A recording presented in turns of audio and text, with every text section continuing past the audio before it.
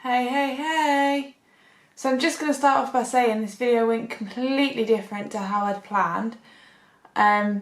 So I'm just going to get straight into it. So I am going to be trying to get footage every single day this week of things that I'm challenging. So that could be a food or a rule, because I feel like I'm not really pushing myself. So I need to start.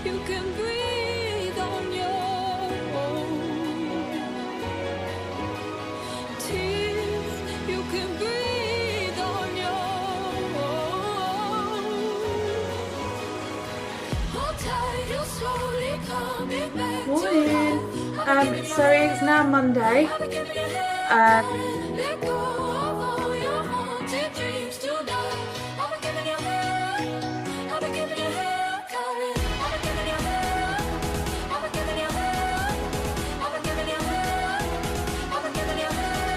Thumbs up.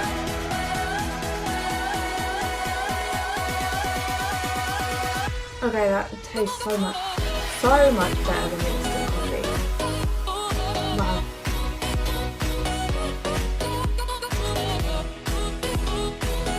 Full fat yogurt tastes so much better than fat free, and lemon curd flavour. Who'd have thought?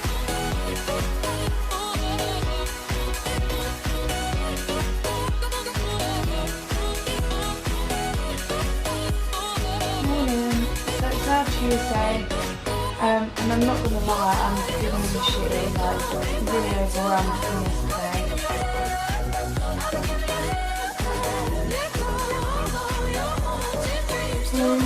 So it's Wednesday. Honestly, yesterday was a disaster.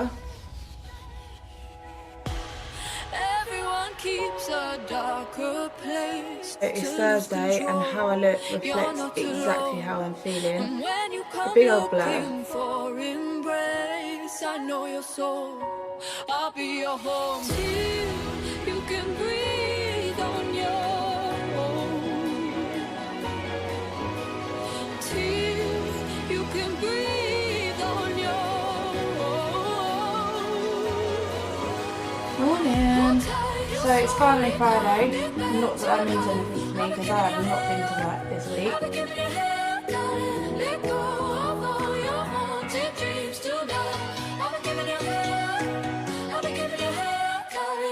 Hello.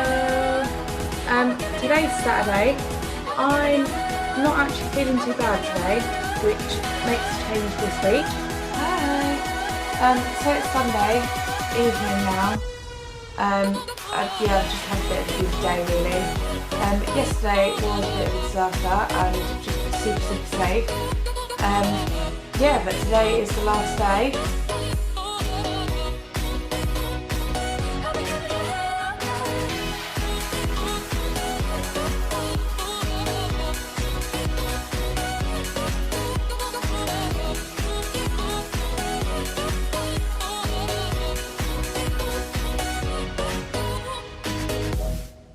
This week didn't go quite as planned. I did kind of learn a few things about myself, and I feel like it might help some of you guys too. But a big one for me was that I can't just challenge something once. Like, the anxiety does not subside after one time. It just doesn't. And it doesn't necessarily subside after a few times either. So challenge and repeat is a really big thing for me, because I think personally it teaches me that if I keep doing something bad isn't going to happen to me. Like, I can see the effects that it has on me, and a lot of the anxiety is around, like, you're going to balloon after trying this one thing, or like something stupid like the world's going to end, and it doesn't happen. It doesn't happen. And the more I keep challenging something, the more I realise that, and then the anxiety tends to go away. And I think also it really helps me to understand that there is no good and bad food, because those bad things haven't happened. I no longer need to label that food as bad, because it's not. Like, it's neutral. Food is just food. You know, it hasn't turned me into a unicorn. That would be great. That would be good food. But it hasn't done that. And it hasn't killed me. It hasn't ruined the world. So it's very neutral. And I think also you should be feeling anxious and uncomfortable, because otherwise I feel like you're not really doing it right. You need to feel those feelings and sit through them, which is going to help you realise that actually still nothing's going to happen to you. Like, you can feel shit, but just because you're feeling shit and anxious or whatever, like, you're not going to balloon. You're probably going to wake up the same size in the morning and you're going to have eaten this yummy food. But I also think you need to try and understand why you're feeling that way, like why you're scared of it, what are the reasons, so then you can tune in and realise those things haven't happened and there's actually no reason to be scared of it. But on the flip side, if you're not feeling anxious, if you're not feeling uncomfortable, why?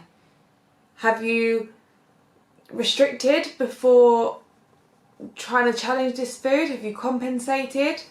If the answer's no, are you planning to? I think it's a lot easier to not be scared of something if you're using a behaviour to compensate for it. Because if you're compensating for it, that challenge no longer counts, because it's not incorporated within your normal eating habits, which is something that needs to happen. Like, you don't want to go on for the rest of your life saying, I can eat this food as long as I do this, like before or after. So I can only eat a chocolate bar as long as I go for a walk afterwards, or as long as I miss part of my breakfast. Like, you don't want to be doing that, because that is a miserable life. And to be honest with you, like, I've been guilty for it. I'm still very guilty for the faults, but you need to learn to stop. You need to learn to stop, because at the end of the day, you need to start living the life that you want to live ultimately. And for me personally, I love breakfast and I love chocolate. So I don't want to be missing part of my breakfast for the chocolate. I'm not compensating either of the things that I like for each other, because what is the point? That is miserable. That is so miserable. I also think the longer you take to challenge these fears, so either food or rules, the scarier it's going to be when you eventually come around to do it, because you'd have had so much more time to think about why you're scared of it, what's going to happen to you if you eat this or don't do this or whatever. And you have so much more time to build it up in your head. And I know generally, like, we do that anyway. We do that, so we don't need to give ourselves more time. So I think you're not ever going to be ready. Like, you're not ever going to be ready to scare yourself. So you just need to take the plunge. And obviously it's a lot easier said than done. Like, I can say that by experience, but you do just need to do it. Another thing also is that if you're on a meal plan, and you're following the meal plan and you're kind of gaining the weight that you need to do, doing the work that you need to, but you're still not incorporating fear foods, you're still not doing it right. You're never going to recover by just eating vegetables, or you're never going to recover by just eating 5 different things, because at the end of the day, you are going to be eating those 5 different things for the rest of your life. And that is so boring, and also still very disordered. Like, you need to get those thoughts out of your head. Nothing is good and nothing is bad. So the only reason that you should not be eating stuff is through personal preference. So if you genuinely do not like the taste of it, or if you're allergic. Apart from that, you should have meals put in front of you and you should be able to eat it. Being able to do all of these things helps you to get your life back. Like, if you can't eat a meal that's been put in front of you, how are you going to go to restaurants with your friends? Or how are you going to go to a friend's house at Christmas or with family or barbecues. You're not going to be able to do that if you're eating 5 foods, because guaranteed one of your 5 foods is not a burger or isn't a Christmas dinner. If you're following a meal plan but not introducing your fear foods, you're still holding on to some of the beliefs of your eating disorder, because guaranteed the reason that you are not introducing them is because you're scared, because you think all of these things are going to happen to you. But you're not challenging that thought, so you're just affirming it. So again, like, you're not going to recover that way. Like, you need to try all of the foods, all of them. And you know what? You can have fun with it. Like, you don't just have to sit at home with this food in front of you feeling anxious about it or whatever. Like, it's easier to do it that way, don't get me wrong, but you could go to a restaurant with your friends or go to a party or whatever and try it that way, and at least that way there's less pressure on you because you've got distractions around you. And for me personally, distractions are really, really helpful. So I am always scrolling on my phone, which I need to stop doing because apparently that's really bad. But if you can have conversations with people or watch a film that you really like or something like that, and hopefully that would distract you a little bit more. Personally, I've not found a distraction that works. Not yet. But I've still got a long time to find it.